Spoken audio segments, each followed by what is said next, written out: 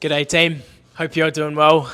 It is the end of the challenge, 6-week challenge, the fitness challenge, all done and dusted now. And we've had some really good results from a lot of people.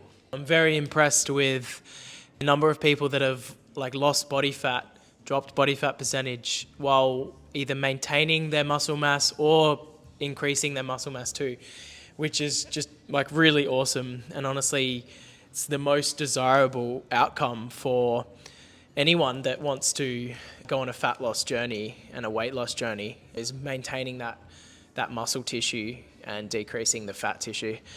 So really well done, all of you guys, congratulations. And if you hit your goals, you should be so proud of yourself.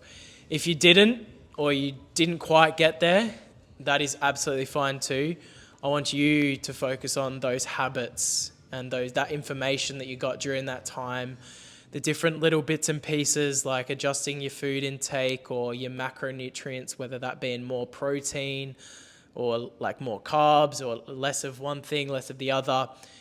And just gaining that information, it all really helps in the long run. And where I'm sort of going with this is what comes next. And it's how to come out of that diet phase, that calorie deficit that most of you were in to try and drop weight. How do you then come out of that, and what can you expect to happen now that you've been through this sort of phase? And what it really comes down to is how slowly now you start to incorporate more food. And so what you were in was a calorie deficit, and what you want to work back to is what's called your maintenance calories, meaning that you maintain your weight with however much food you are eating. And it's important to know that most people's maintenance is actually a range. It's not really a set number. Let's say 2,000 calories. It's not really that. It could be 1,800 to 2,200 calories, and within that range, you're not going to gain or lose weight.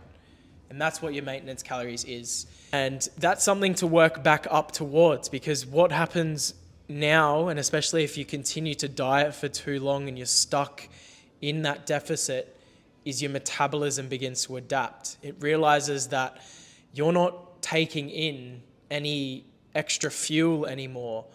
And so now your body's going to decrease energy production overall so that it can maintain your weight with that lower amount of food. So that's not an ideal situation, because as you lower food intake, you lower energy production, and that energy production is what's used to build your muscles, to keep you strong, to keep your brain clear, to keep you switched on throughout the day, to keep your liver going, to keep your kidneys going, to keep your bones and the structure of your bones, to keep that as good as it can be. And that, like I said, all requires energy. And so slowly working back up to your maintenance calories is going to be the best way to pick that energy production back up and not put the weight back on. As long as you take that slowly and you maybe you were at 1,800 calories. Well, maybe for a week you go to 1,900. Maybe for the next week you're up to 2,000. And if you do notice a little bit of weight coming back on the scales, it's okay. Don't freak out, especially if it's a few kilos and it's just happened like that and you're what's going on? You don't freak out. If it's like that, if it's you put on weight overnight, I promise you it is not fat. Fat cannot be made that quickly. All right, it takes a bit of time to accumulate fat mass, especially when you get up to kilos and kilos of it. So what it is then is actually just water. It's just water weight. Your water fluctuates all the time. But especially when you're going from a deficit to now starting to eat more, your body's going to hold on to more water. And that can just be because of more food, or it can also be if you have cut out a certain food that maybe was somewhat problematic because it was an unhealthy food. If you start to eat that again, that can actually increase inflammation if it's something that's just not good for you.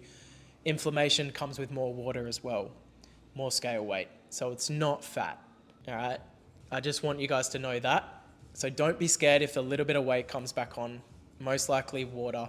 And what you then do is you work out your averages. So for week 1 after your diet, you see what you weigh. For week 2, you see what you weigh.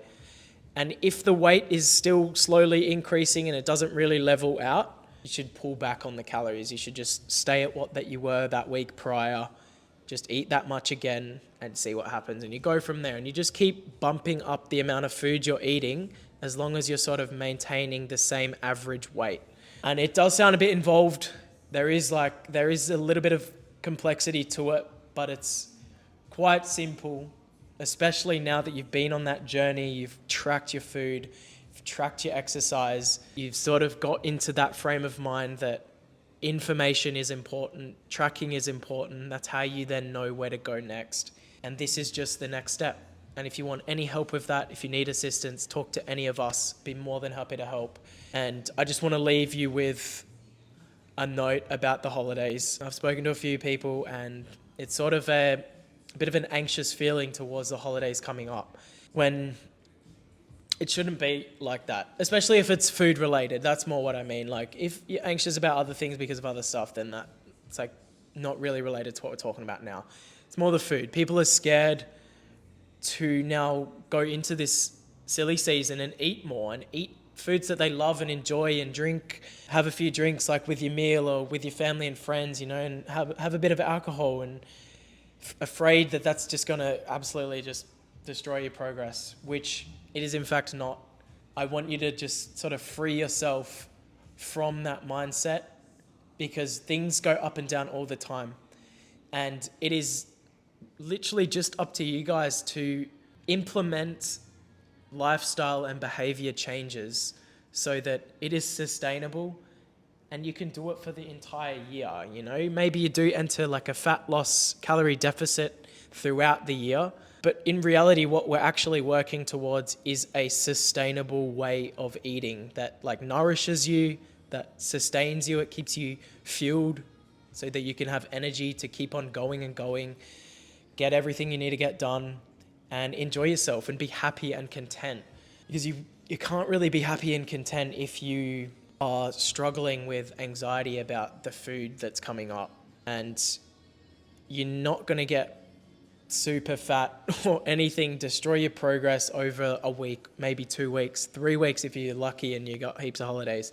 That's just not going to happen as long as you stay focused and you stay intentional with the decisions you make. One quick tip that I'll give, and then I'm going to head off, is prioritize like nutrient dense foods. So what does that mean? That means your protein, your healthy carbs, your whole food sources, as in vegetables, fruits, meats, some dairy.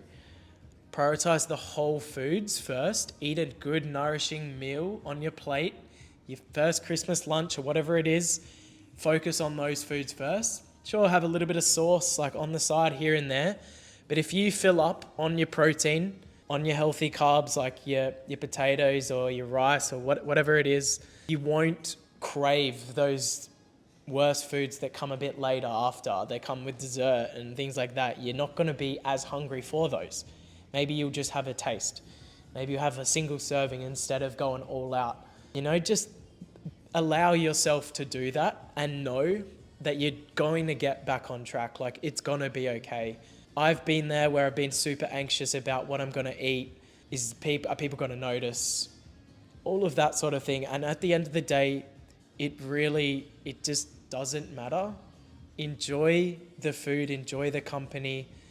We can get back on track at any point. And this isn't even going off track. This is like taking a little holiday for your mental health, for your physical health, for everything. The less stress, even if you are eating more, just less stress in general is going to be a good thing. So enjoy yourself, eat all the food you want.